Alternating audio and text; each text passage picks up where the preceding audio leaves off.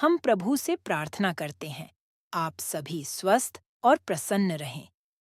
आगे बढ़ने से पहले आपसे निवेदन है, चैनल को सब्सक्राइब नहीं किए है तो करना ना भूले। कमेंट करके आप अपनी राय दें। आपकी राय हमारे लिए बहुत महत्वपूर्ण है। चलिए, हम आगे बढ़ते हैं। किसी भी चीज को समझने के लिए सबसे पहले मन को शांत रखना चाहिए और फिर काम पर ध्यान देना चाहिए, क्योंकि हम मन से ही प्रश्न खोज लेते हैं और मन में ही जवाब देकर बैठ जाते हैं। भगवान कृष्ण ने मन को शांत रखने के लिए दो चीजें बताई हैं। भगवद गीता में भगवान श्री कृष्ण कहते हैं, मन का बेचैन होना उसका स्वभाव है। हमारे मन को लगता है कि अगर वह अलग अलग बातों के बारे में सोचता रहेगा तो हमें आने वाली हर मुश्किल और मुसीबत से बचा लेगा। पर ऐसा होता नहीं है। हम अपने जीवन का काफी अधिक समय सोच विचार करके परेशान होने में निकाल देते हैं। भगवान श्री कृष्ण कहते हैं कि मन का यह स्वभाव बदलना मुश्किल जरूर है, असंभव नहीं। अच्छा, अब आप एक बात बताइए, क्या आप कौए को कह सकते हैं कि वो कांव कांव की आवाज ना करे? या फिर क्या आप किसी मेंढक को कह सकते हैं कि वह पानी देखते ही ऊंची छलांग ना मारे?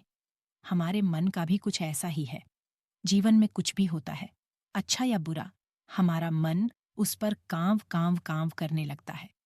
कांव कांव से मेरा मतलब है चिंता करना, व्याकुल होना। कोई बुरी बात होती भी नहीं है और मन परेशानी की ऊंची ऊंची लपटें लेने लगता है। कभी कभी तो मुझे ऐसा लगता है कि हम में से कई लोग सिर्फ परेशान होने के लिए जीते हैं। सारी परेशानी, पीड़ा, दुविधा अक्सर हमारी मन की बनाई हुई कहानियां होती हैं। भगवान श्री कृष्ण हमें हमारे मन को शांत और स्थिर करने के लिए दो उपाय देते हैं। पहला, ध्यान लगाना या मेडिटेट करना। दूसरा, वैराग्य भाव सीखना। अब ध्यान या मेडिटेशन शब्द सुनते ही आप में से कई लोग कहेंगे कि आप आंख बंद कर सांसें अंदर बाहर नहीं ले सकते।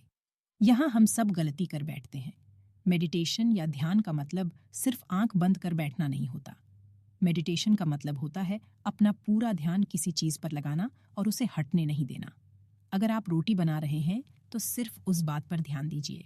अगर आप पिक्चर देख रहे हैं तो अपना पूरा ध्यान पिक्चर पर लगाएं। यह मत सोचिए कि पिक्चर देखकर आप अपना कितना वक्त बर्बाद कर रहे हैं। जब आप जीवन के हर छोटे बड़े काम को पूरे ध्यान से करते हैं तो आपका जीवन ही एक मेडिटेशन बन जाता है। ऐसे जीवन में शांति, स्थिरता, साहस और सफलता का होना अनिवार्य है। वैराग्य भाव दूसरा उपाय। वैराग्य का अर्थ यह नहीं कि आप सब कुछ छोड़कर जंगल में जाकर बैठ जाएं।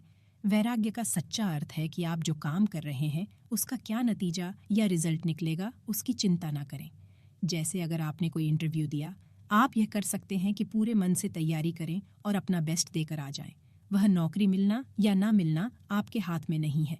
इस नतीजे के पीछे अलग अलग चीजें हैं जो आपके बिल्कुल कंट्रोल में नहीं। तो जिस चीज के बारे में आप कुछ कर नहीं सकते उसके बारे में चिंता भी ना करें। यही वैराग्य का सच्चा मतलब होता है। और यही है भगवान श्री कृष्ण का दूसरा उपाय मन को चिंता की लपटों से बचाने का। याद रखिए, आप पूरे के पूरे इंसान हैं। समझदारी, संयम और कुशलता से भरे इंसान। आपका मन जब भी कौए की तरह अलग अलग बातों पर आपको परेशान करने लगे, तब अपने मन को भी प्यार से समझाइए और शांत कर लीजिए। बस अपने ऊपर विश्वास रखिए कि आप कभी अपना बुरा नहीं होने देंगे।